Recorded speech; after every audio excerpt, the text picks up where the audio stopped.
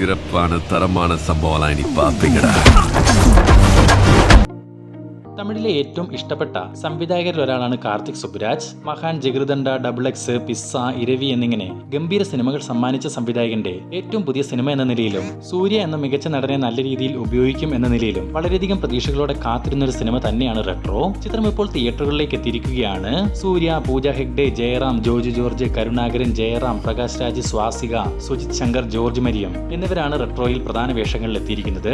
സിനിമയുടെ ഒരു പശ്ചാത്തലം എന്ന് പറയുന്നത് ഒരു ഗ്യാങ്സ്റ്റർ തന്റെ പ്രണയിനിയോടുള്ള സ്നേഹത്താൽ അവരോടൊത്ത് ജീവിക്കാനുള്ള ആഗ്രഹത്താൽ തന്റെ ഗ്യാങ്സ്റ്റർ ജീവിതം ഉപേക്ഷിച്ച് പുതിയൊരു പാതയിലൂടെ സഞ്ചരിക്കാൻ ശ്രമിക്കുന്നു. പക്ഷെ ആ ഒരു യാത്ര ദൂരെ എത്തുക എന്നത് അത്ര എളുപ്പമായിരുന്നില്ല. കാരണം കുഴിച്ചു മൂടിയ പല രഹസ്യങ്ങളും ഒരു മറയായി അയാളുടെ മുന്നിൽ പ്രത്യക്ഷപ്പെടാൻ തുടങ്ങി. ഇനി ജീവിതം മുന്നോട്ട് പോകണമെങ്കിൽ ആ തടസ്സങ്ങളെല്ലാം തന്നെ അയാൾക്ക് ഒഴിവാക്കേണ്ടതായി വരുന്നു. തുടർന്ന് നടക്കുന്ന സംഭവ വികാസങ്ങൾ ആക്ഷന്റെയും വയലൻസിന്റെയും പ്രതികാരത്തിന്റെയും പ്രണയത്തിന്റെയും ഒക്കെ മേൻപിടിയിൽ അവതരിപ്പിച്ചിരിക്കുന്ന ഒരു മാസ് പ്ലസ് ക്ലാസ് സിനിമയാണ് റെട്രോ. ഈ സിനിമയ്ക്കുള്ളിൽ കുറേയധികം പോസിറ്റീവ് ഘടകങ്ങളും ഒന്ന് രണ്ട് നെഗറ്റീവ് വശങ്ങളും കണ്ടിരുന്ന എന്നിലെ പ്രേക്ഷകന് ഫീൽ ചെയ്തു. പക്ഷെ സ്പോയിലർ ഒന്നും തന്നെ ഇല്ലാതെ ആ കാര്യങ്ങൾ ഞാൻ പറയാൻ ശ്രമിക്കാം. ആദ്യം തന്നെ പറയാനുള്ളത്, നിങ്ങൾ വലിയ പ്രതീക്ഷകളോടുകൂടി ഈ ഒരു സിനിമയെ സമീപിക്കാതിരിക്കുക. കാരണം ഇതൊരു തട്ടുപൊളിപ്പൻ കൊമേഴ്ഷ്യൽ സിനിമയോ ലോജിക് ഇല്ലായ്മയുടെ പടുകുഴിയിൽ കിടക്കുന്ന ഒരു മാസ് സിനിമയോ അല്ല.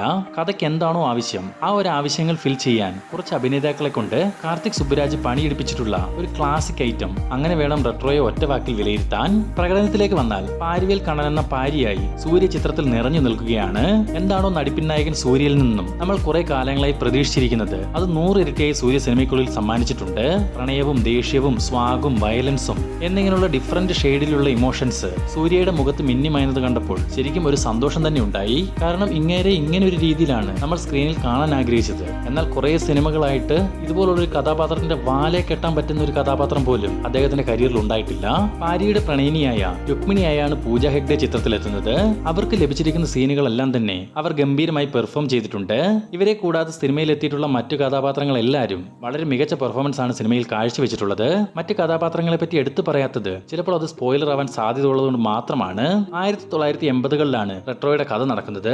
അതുകൊണ്ട് തന്നെ സിനിമ ആരംഭിക്കുമ്പോൾ തന്നെ പുതിയൊരു വേൾഡിലേക്ക് എത്തിയൊരു ഫീൽ നമുക്കുണ്ടാകും. ആ ഒരു കാലഘട്ടത്തെ കൃത്യമായി നമ്മളിൽ എത്തിക്കുന്നതിൽ ശ്രേയസ് കൃഷ്ണയുടെ ക്യാമറ വർക്ക് നൽകിയിരിക്കുന്ന പങ്ക് വളരെ വലുതാണ്. അതുപോലെ തന്നെ സന്തോഷ് നാരായണന്റെ മ്യൂസിക് ഈ സിനിമയ്ക്ക് നൽകുന്ന ഒരു ഓറയുണ്ട്. അത് മാറ്റി നിർത്തിയാൽ റെട്രോ എന്ന സിനിമ ഒരു നൂലഴിച്ചുവിട്ട പട്ടം കണക്കായിരിക്കും. എന്താണോ റെട്രോ എന്ന പേരിൽ നിന്നും നമുക്ക് ഫീൽ ചെയ്യുന്നത് അതിന്റെ പീക്ക് ലെവൽ റെട്രോ മ്യൂസിക് സിനിമയ്ക്കുള്ളിൽ വാരി വിതറിയിരിക്കുകയാണ് സന്തോഷ് നാരായണൻ. ഇനി കാർത്തിക് സുബ്രാജിന്റെ സംവിധാനത്തെ പറ്റി നോക്കുകയാണെങ്കിൽ ഗ്യാങ്സ്റ്റർ ആക്ഷൻ പശ്ചാത്തലത്തിലുള്ള ഒരു ടിപ്പിക്കൽ സ്റ്റോറി എടുത്ത് തന്റേതായ രീതിയിൽ ഒതുക്കിയ ഒരു ചട്ടക്കൂടിൽ നിർത്തി കൃത്യമായ ട്വിസ്റ്റ് ആൻഡ് ടേണിലൂടെ അവതരിപ്പിച്ചിരിക്കുന്ന മികച്ചൊരു തിരക്കഥയും അതിന് വേണ്ട രീതിയിലുള്ള സംവിധാന മികവും ആകെ മൊത്തത്തിൽ തീർച്ചയായും ഒരു തിയേറ്റർ എക്സ്പീരിയൻസ് ഡിമാൻഡ് ചെയ്യുന്ന സിനിമ തന്നെയാണ് റെട്രോ. ഇനി ഞാൻ പറയാൻ പോകുന്നത് സിനിമയുടെ നെഗറ്റീവ് വശങ്ങളാണ്. അതിൽ ഒന്നാമത്തെ നെഗറ്റീവ് സിനിമയുടെ ലെങ്ത്. ഏകദേശം 2 മണിക്കൂർ 48 മിനിറ്റുമുണ്ട് സിനിമയുടെ ദൈർഘ്യം. അത് കുറച്ചുകൂടെ ക്രിസ്പ് ആക്കിയിരുന്നെങ്കിൽ കുറച്ചുകൂടെ എൻഗേജിംഗ് ആയിരുന്നേനെ എന്ന് എനിക്ക് തോന്നി. പ്രത്യേകിച്ച് ഇന്റർവെല്ലിൽ കഴിഞ്ഞു വരുന്ന പോർഷൻസ് കുറച്ചൊന്ന് ട്രിം ചെയ്യാമായിരുന്നു.